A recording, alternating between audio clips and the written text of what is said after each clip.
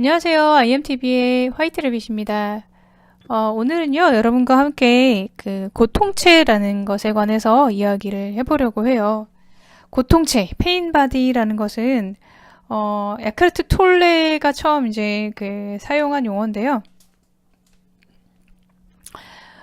에카르트 톨레에 대해서 잠깐 이제 좀 말씀을 드리면, 제가 지난 영상에서도 몇 번 이제 언급을 했었어요.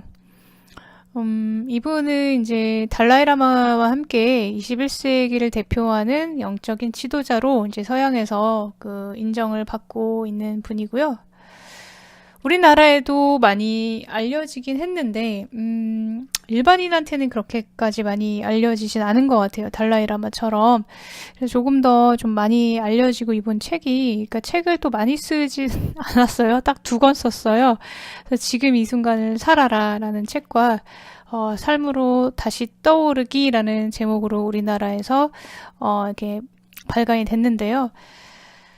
출간이 됐는데, 이거를 이제 한번 좀 읽어보시면 좋을 것 같고요.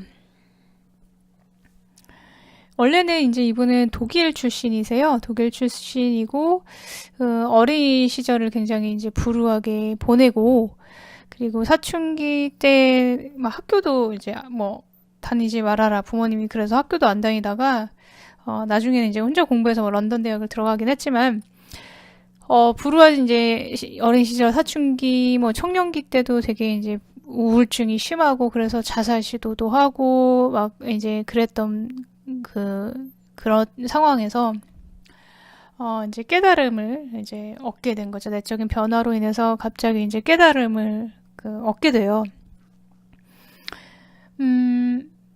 에카르트 톨레 표현에 의하면 에고가 내 고통이 너무 극심해서 에고가 사라져버렸다. 그러니까 뒤로 물러나 버렸다라고 이렇게 표현을 하는데, 아무튼 이렇게 이제 갑자기 이제 깨달음을 경험을 해서 이게 뭔지 몰라요. 이게 뭐, 이게 어떤 뭐, 불교나 이런 백그라운드도 없고 그래서, 이제 이 자신한테 갑자기, 생겨난 이 상태의 변화, 깊은 환희의 상태에 있는 것이 이제 이게 뭔지 몰라서 한 2년을 방황을 해요. 그래서 뭐 학교도 그만두고 직업도 없이 이제 막 공원에서 자고 2년 동안 약간 뭐 홈레스처럼 사는 거죠. 근데도 그 당시에 자기 너무 좋고 행복했대요. 그냥 가만히 벤치에 앉아서 이렇게 있는 게. 그래서 그러다가 이제 사람들이 한둘씩 이제 자신의 문제를 가지고 와서 도와주고 그 사람들 도와주고 하면서 이제 알려지게 됐는데, 그러다가 이제 뭐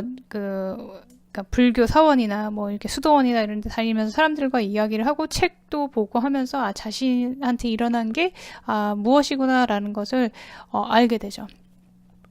그래서 지금은 이제 캐나다 밴쿠버에서 살고 있어요. 밴쿠버에 살면서 미국이나 이제 전 세계에 다니면서 강연도 하고 그렇게 생활을 하는데, 이분 강연이나 이제 동영상 같은 거 보면은 이제 저는 이제 밴쿠버에서 한 10년 정도 캐나다에서 살다가 왔는데, 제가 잘 다니던 동선이에요.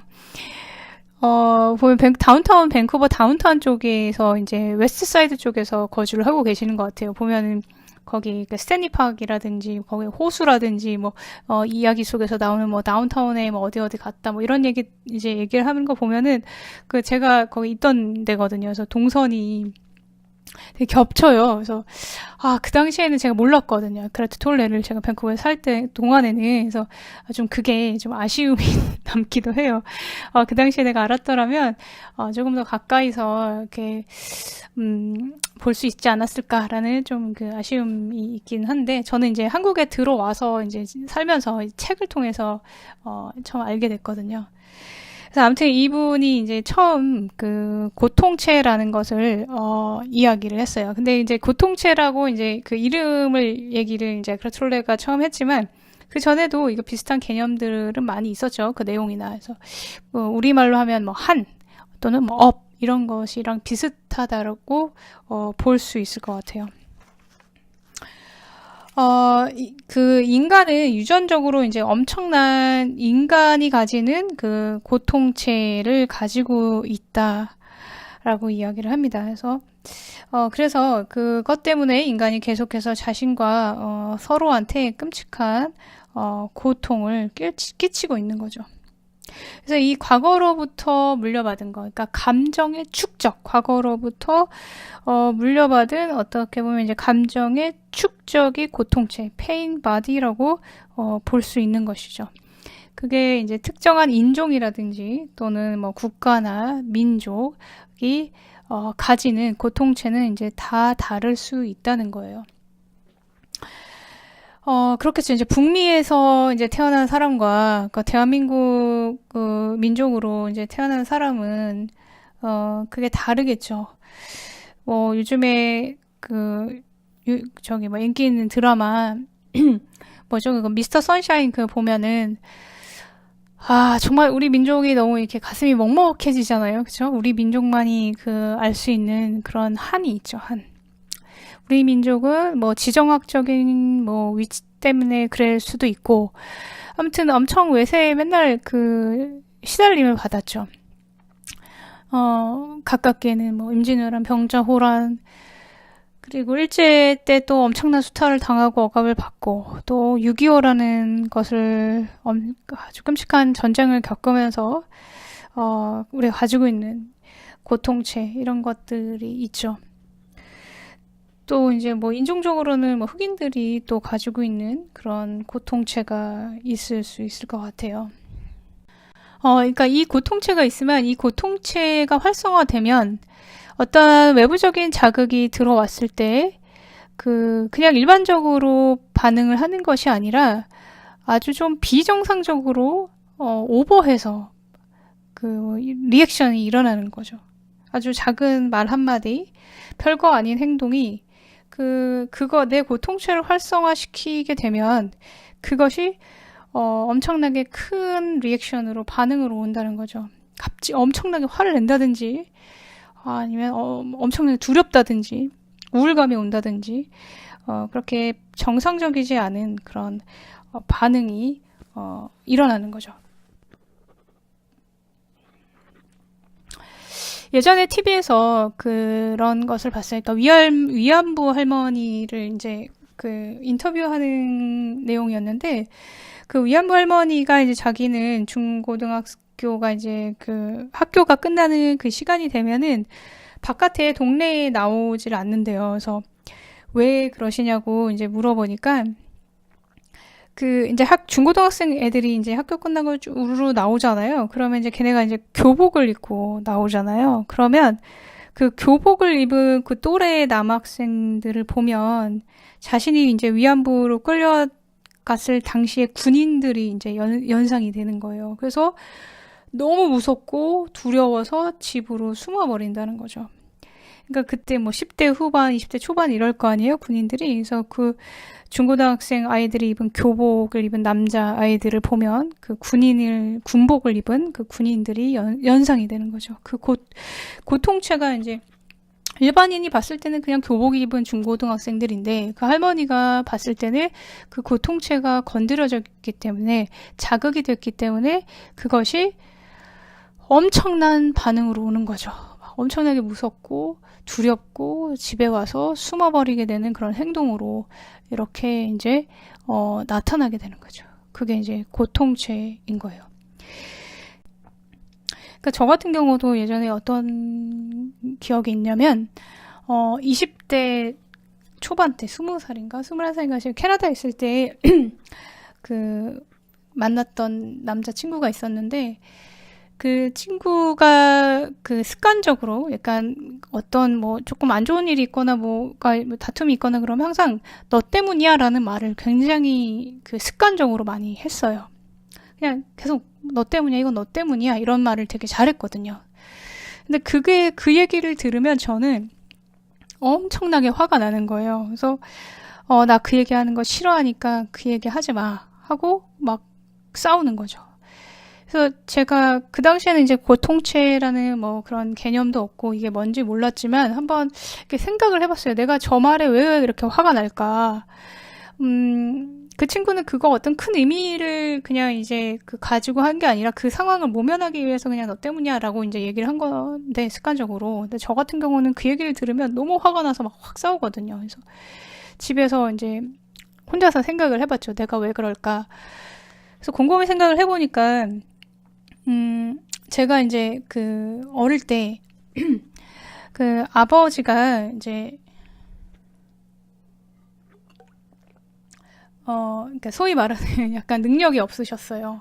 그러니까 좀 가족을 부양하는 것도 능력이 없으시고, 그런데 뭐 좀 관심도 없고, 그리고 항상 그 본인의 모든 일어나는 좋지 않은 일들을 남 탓을 하거나 외부의 탓을 했어요. 뭐 부모님 탓을 한다거나, 뭐 누나 탓을 한다거나, 뭐 본인이 원래는 육사를 가려고 했는데 누나가 반대를 해서 못 가서 뭐 이렇게 됐다, 이런 식으로 해서 누나 탓을 한다거나, 아니면 저희 엄마 탓을 한다거나, 아니면 사업을 하거나 일을 할 때도 뭐 사업 파트너 탓을 한다거나 회사 탓을 한다거나, 항상 본인의 그런 잘 되지 못함을 외부 탓을 한 것을 보면서 제가 자랐거든요. 그래서 그게 제가 어릴 때 보기에도 너무 싫었어요. 그게 너무 싫고 좀 무책임해 보이고, 그래서 제가 뭐 책임에 대한 약간 강박도 생기기도 했는데, 책임감에 대한 그 얘기, 그러니까 너 때문이야, 누구누구 때문이야 탓하는 것에 대한 것에 제 고통체가 있었던 거죠. 그래서 그 얘기를 하면 그게 이제 활성화되면서 아버지에 대한 기억이 이제 떠오르면서 막 거기에 그 감정까지, 그 친구에 대한 감정이 아니라 내가 어릴 적에 아버지에게 가졌던 감정까지 실어져서 나오는 거죠. 그래서 나의 고통체가 활성화돼서 나오는 거예요. 그래서 좀 과도하게 화를 내거나 싸우거나 뭐 이렇게 하는 경우가 있었어요. 개인적인 고통체였던 거죠. 그래서 뭐 결과적으로는 그 친구랑 잘 안 되기도 했는데, 아무튼 그래서 그 고통체가 이제 자극이 되면 이제 생각이 이제 떠오르죠. 어떤 생각. 뭐 예를 들어서 저렇게 말하는 건 나를 무시하는 거야 라는 생각이 들면 화가 나죠. 화가 나면 나의 또 고통체가 강화되는 거죠. 더 강화되고, 그것이 또 다시 생각으로 가고, 생각이 또 감정으로 가서 그 감정이 더 증폭되고, 그게 계속 순환되면서 그게 더 그 강화되면서 악화되는 거죠. 그래서 인간에 의해서 자행되는 폭력의 상당 부분이 그 자신의 고통체에 사로잡힌 인간에 의해서 자행이 되는 거죠. 아주 우리가 보면 극악무도한 그런 범죄 있잖아요. 살인이라든지 뭐 강도나 강간이나 뭐 이런 것들, 그런 것들은 자신의 그 고통체에 사로잡혀서 고통체와 하나가 돼버린 거죠. 자기 자신이 없어져 버리고 고통체와 하나가 돼서 자기도 모르게, 의식하지 못하고 그 고통체가 되어서 그것을 행동으로 무의식적으로 완전히 그것을 옮겨버리는 그런 행위를 한 거죠. 우리도 보면은 이제 뭐 친한 사람들끼리 친구 관계나 아니면은 부부 관계에서도 막 싸울 때 나중에 싸우고 나면 왜 싸웠는지도 잘 모르는 경우 많이 있잖아요. 우리 왜 싸웠지? 막 엄청나게 막 치열하게 싸우고 나서 나중에 이제 보면은 근데 그거 왜 싸웠었지? 이런 경우 있잖아요. 그런 경우에는 아주 사소한 게 발단이 돼서 이제 나의 고통체가 활성화돼서 그게 이제 폭발을 한 거죠. 사람마다 그런 거 있잖아요. 그러니까 아킬레스건이 있잖아요. 야, 나 그건 건드리지 마라 이렇게 얘기하는 거 있잖아요. 건드리지 마라 했는데 자꾸 건드렸을 때 그것이 이제 나의 고통체가 이제 폭발을 하는 거죠. 폭발을 해서 막 그 난리를 치고 드라마를 다 겪은 다음에 이제 그것이 할 만큼 하고 이제 끝나면 그 당시에는 이제 왜 그랬는지 잘 모르는 경우도 우리가 많이 있죠. 그리고 우리가 또 한 가지 잘 살펴볼 게 뭐가 있냐면요. 우리가 이제 고통을 우리가 원하지 않는 것인데, 않는 감정인데, 그것이 이제 나의 의지와 상관없이 온다라고 생각을 할 수 있는데요. 잘 살펴보면은, 우리가 그 고통을 즐기는 경우도 많이 있어요. 어, 그러니까 우리 엔도르핀이라는 게 우리가 이제 몸이 통증을 느끼면은 이제 자연스럽게 이렇게 분비가 되는 화합물인데요.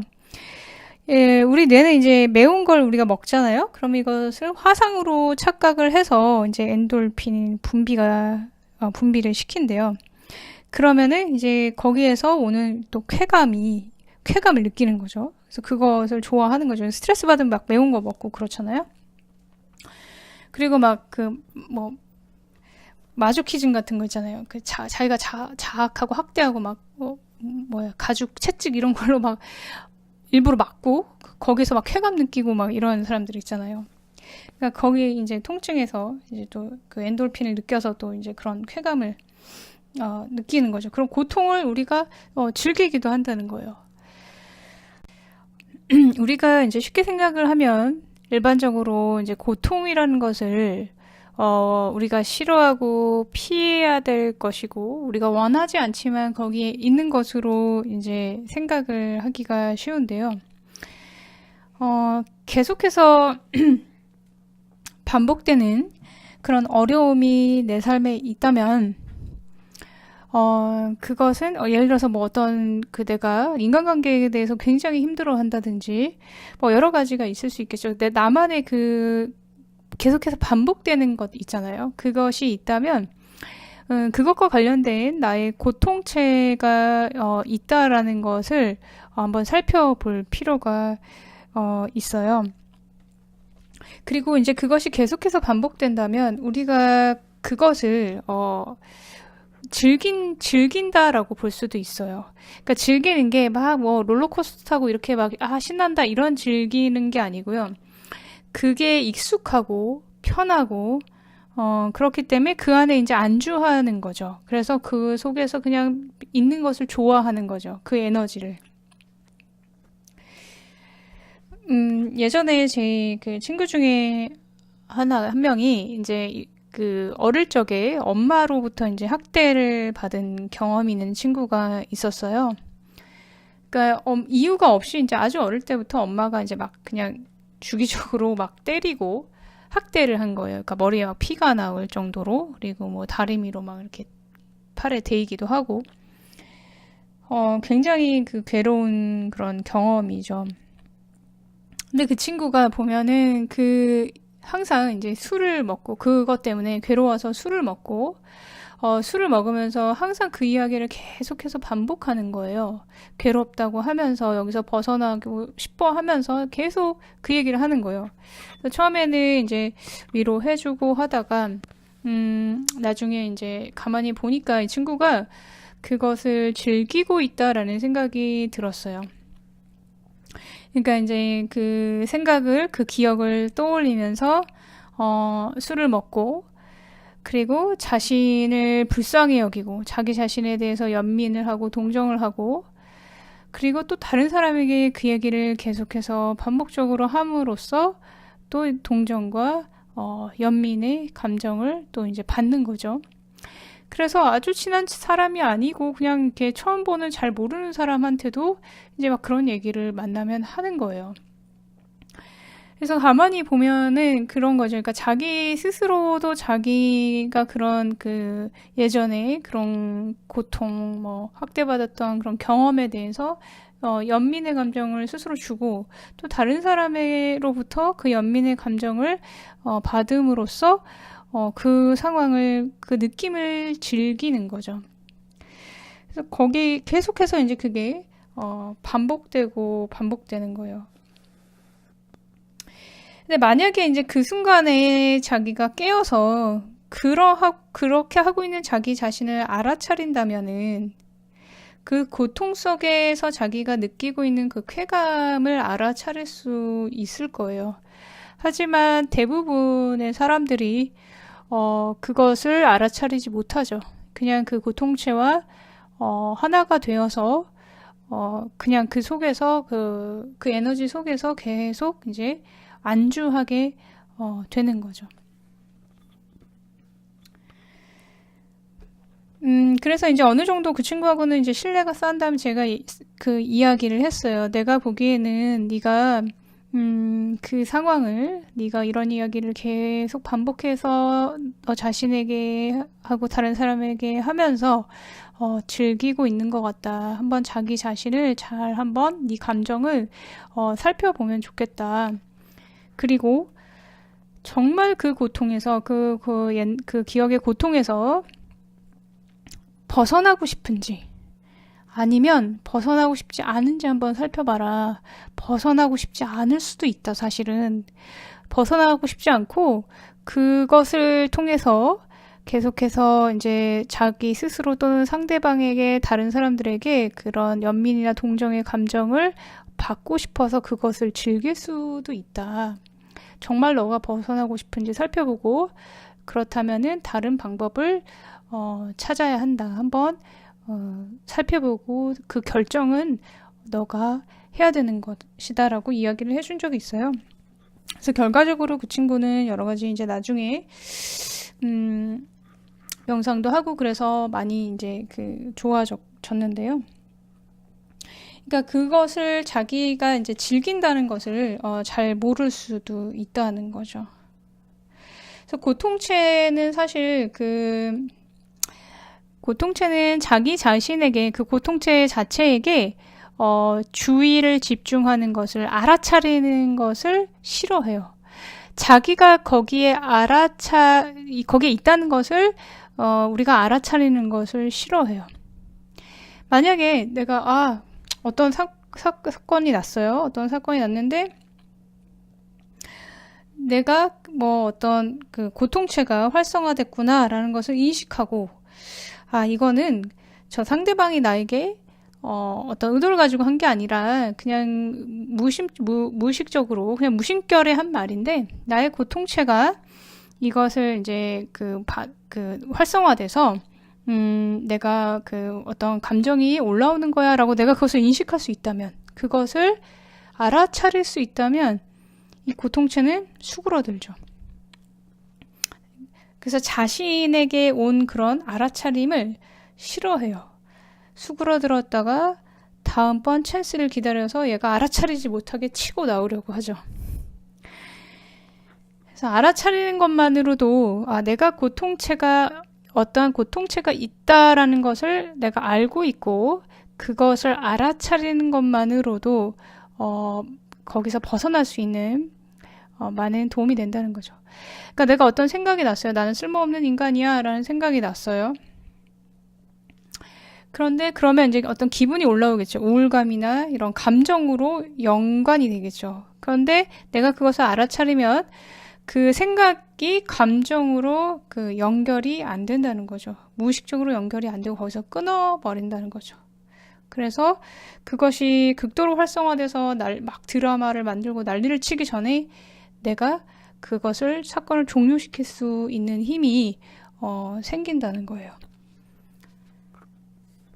그리고 또 고통체라는 것은 고통체하고 완전히 이제 동일화되게 되면 그 고통체가 가지고 있는 그런 에너지, 그 비슷한 에너지를 이제 끌어당기게 되는 거죠.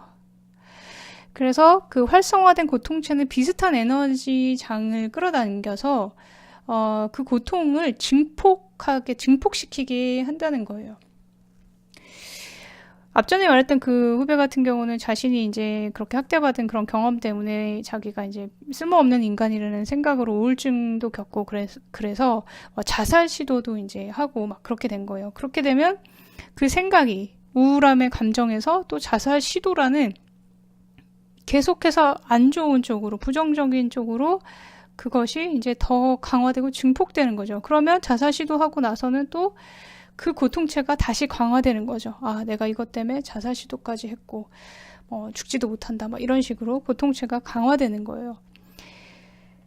그러니까 내가 그 고통체와 하나 돼서 거기에서 이제 계속 머무르면 그 비슷한 에너지 장을 끌어들여서 또한 더 안 좋은 부정적인 에너지 어떤 사건들이 일어나고 그것으로 인해서 내가 가진 고통체를 더 강화시키게 된다는 거죠.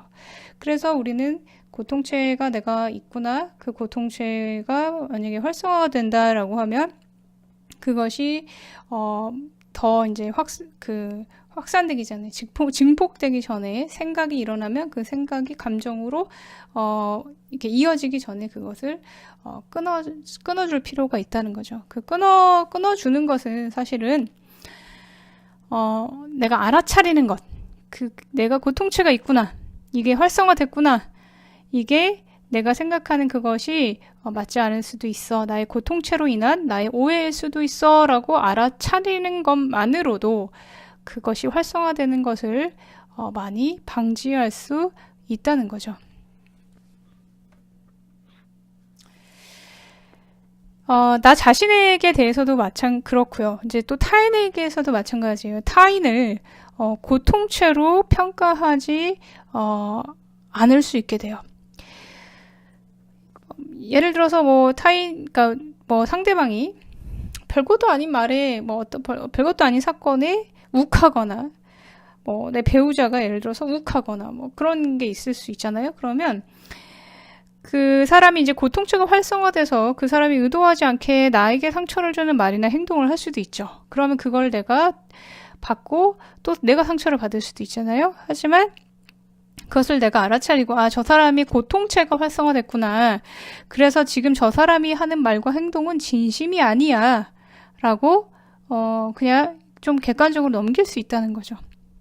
특히 이제 친한 사이에서는 그런 게 이제 많이 도움이 될 수가 있죠. 그래서 이제 친구나 배우자가 좀 그런다, 욱한다, 막 이렇게 좀 갑자기 욱해가지고 나한테 어떤 상처 주는 말을 했다 그러면, 아휴, 고통체가 또 건드려졌구만, 활성화됐구만, 저거는 제가 하는 말이 아니고 제 고통체가 하는 말이야 라고 약간 좀 쿨하게 넘길 수도 있을 것 같습니다. 이번 시간에는 제가 이제 에카르트 톨레가 이제 사용했던 그 고통체라는 용어를 가지고 그것의 내용과 그것이 이제 어떻게 실제 우리 삶에서 우리에게 고통을 주는지, 우리를 힘들게 하는지에 대해서 한번 이야기를 해보았어요. 그래서 이 고통체가 있다는 것 자체가 꼭 부정적인 것만은 아니고요. 사실 이 고통체가 있기 때문에 우리가 너무 힘들잖아요. 삶이 힘들기 때문에 또 이런 공부를 할 수가 있는 거죠. 만약에 삶이 너무 편안하고 행복하기만 한다면 이 공부를 하지 않겠죠. 할 필요도 없고요. 그렇죠? 그러면은 내가 그것에서 벗어날 수 있는 그런 어떤 계기가 없을 텐데, 너무 힘들고 고통스러우니까 내가 그것을 알아차리기 시작을 하고, 그럼으로써 내가 거기서 또 벗어날 수 있는, 나 스스로를 또 이제 건져낼 수 있는 그런 계기가 될 수도 있거든요. 그래서 나에게 어떤 반복적인 어려움이 있다면 나에게 어떤 고통체가 있는지 한번 살펴보는 것도 우리가 마음을 공부하는데 많은 도움이 될 거라고 생각이 됩니다. 자, 이번 시간에는 여기서 마치고요. 제가 다음 시간에 또 새로운 주제로 여러분께 인사드리도록 할게요. 감사합니다.